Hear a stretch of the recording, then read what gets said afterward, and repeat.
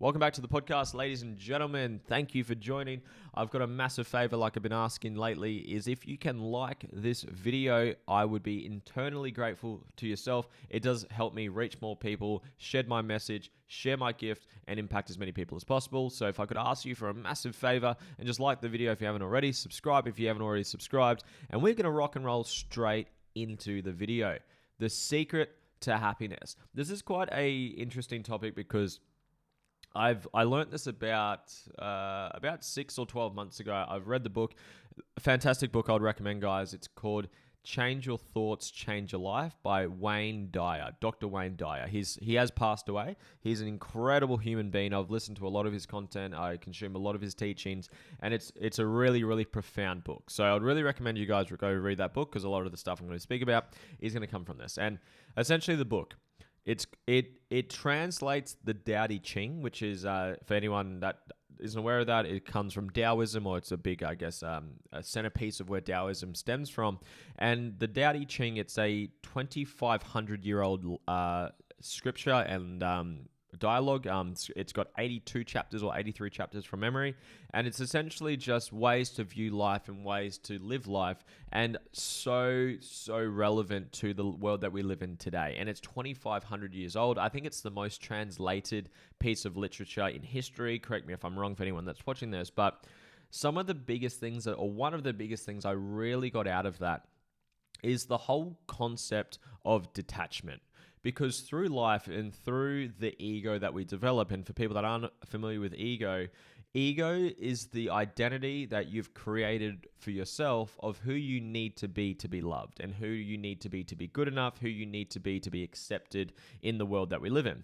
I'll use an example. When you were a young child, super young baby, what could you do to receive love? You could do anything. You could literally shit in your pants and you get loved. You could cry, you could crawl, you could do anything, and you receive unconditional love because mum and dad are pumped up with oxytocin and they love you unconditionally.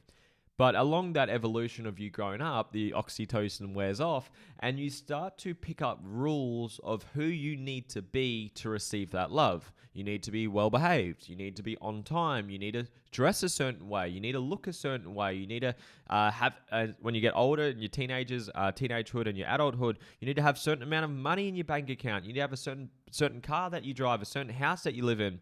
And you pick up all these rules of who you need to be loved, to be good enough. And that in itself is the ego.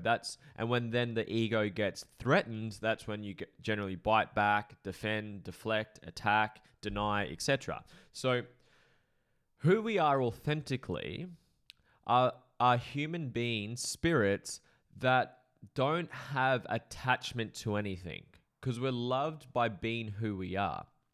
I overuse this quote. It's the statue of David. Michelangelo, when he made the statue of David, people asked him, how did you make such a beautiful piece of art? And he said it was really easy. David was always there in the concrete, or the statue of David was always there. I just had to remove everything that wasn't him. And if you really let that sink in, what I'm alluding to and what I'm getting to is that you are beautifully perfect, and perfect not just to define perfection. Perfection for me, in the way I view world, is complementary opposites, is having both upsides and downsides, and they feed into each other and they're perfectly balanced, and that in itself is perfection. Some people think perfection is an illusion where someone's only happy, only positive, they're perfect, or they have no downsides, only upsides. That's an illusion. No one is perfect in that sense. No one has only upsides, no downsides. Everyone that's listening to this podcast right now has only upsides or only downsides. We have both. I've got insecurities, I've got strengths, I've got weaknesses, and within all of that balanced out, that in itself is perfection. So without living with that egocentric lens of the world of we have to have certain amount of money, certain cars, certain house, certain achievements, certain impact, whatever it may be, without viewing life through that lens, we are perfect and we are happy and we are fulfilled.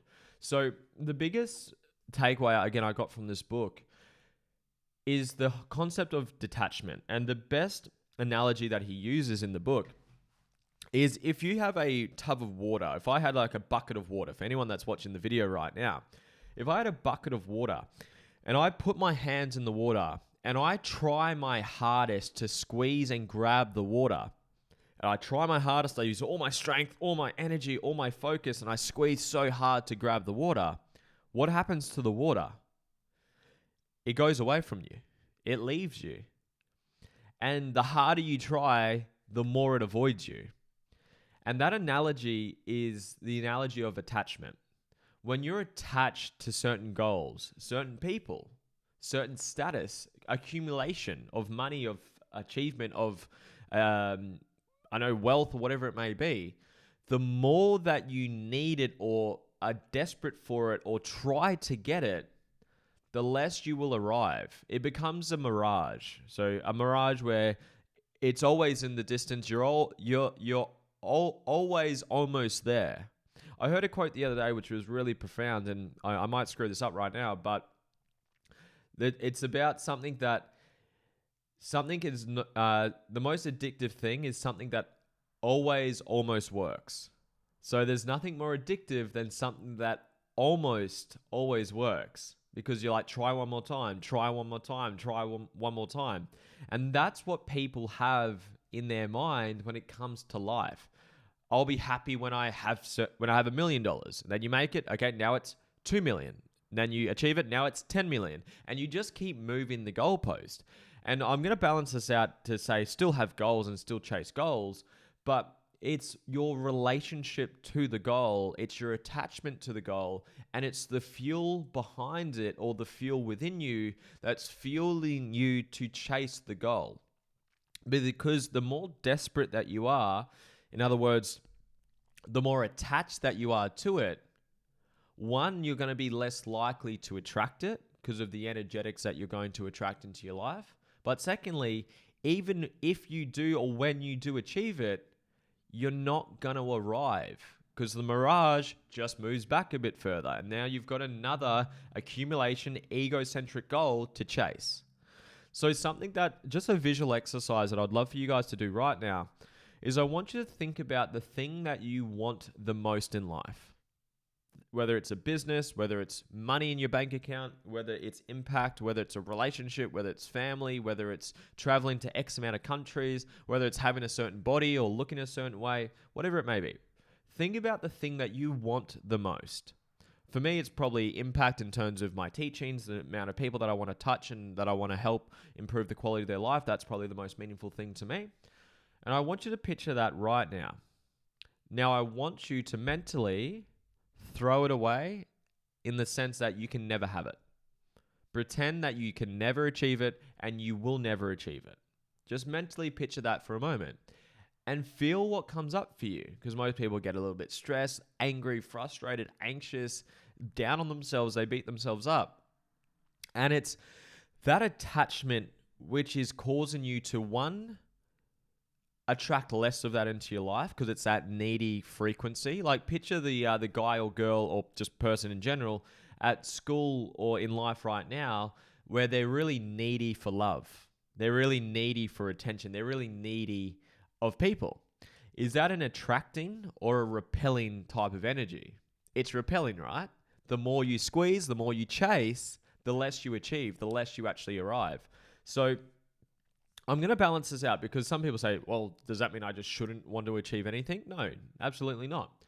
It's be okay with never actually achieving it and do it out of inspiration of who you are and what you love, not because you have to be good enough, not because it's this bullshit rule that you've made up along your journey of being a human being, living in a world that we live in, that you have to have certain amount of money, certain amount of cars, certain amount of fucking houses, certain amount of achievements for you to be loved and to be successful. So the biggest takeaway that I've really taken out of this book, and again, to reframe the book or remind you of the book, it's Change Your Thoughts, Change Your Life by Dr. Wayne Dyer. Go read it. It's a fantastic book. Really highly recommend it. Is the more that you're chasing, the more needy that you are of the goals that it is that you have in life, the more friction that you're going to have to get there. And even when you do achieve it, which I do hope you do achieve goals in life, is that it's not going to fulfill you. They did this study ages ago. I heard this from a seminar, so the details will be a little bit off right now. But they did this study. It's like the happiness study. I think that's literally the name of it. And it was something crazy. I think it was like 60, 70, 80%. It was a really high percentage. I think it's around 70%. But people that are happy, like right now are happy, are 70, 80% more likely to achieve their goals. Because some people, again, they have the mirage that I will be happy once I achieve it. Well, that's just materialistic and that's just egocentric and that's just the rule that you've put on yourself. Why not be happy right now? When you were a baby, when you were very young, you didn't have to have certain cars or certain money or certain body or whatever to be loved, to be good enough, to be good, be happy and be fulfilled. You were just being yourself.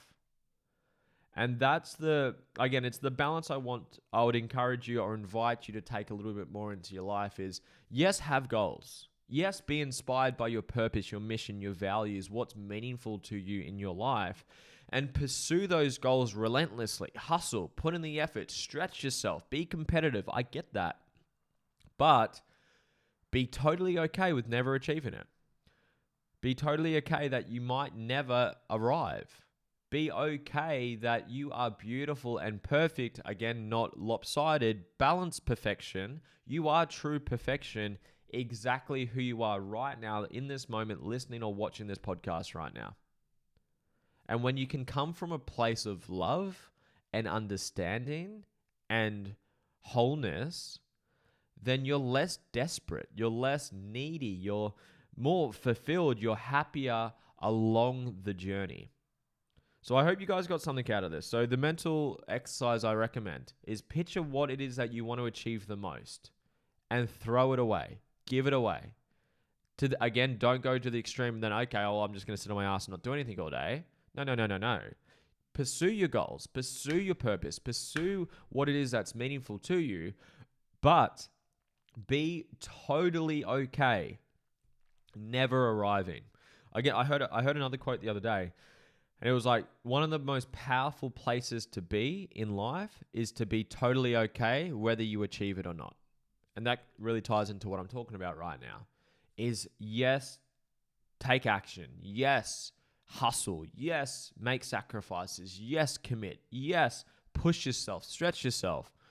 But just look at what's the fuel that's driving me right now. Is it because I need to do this because I feel fucking shit and insecure and this car or this money or this house is going to make me happy?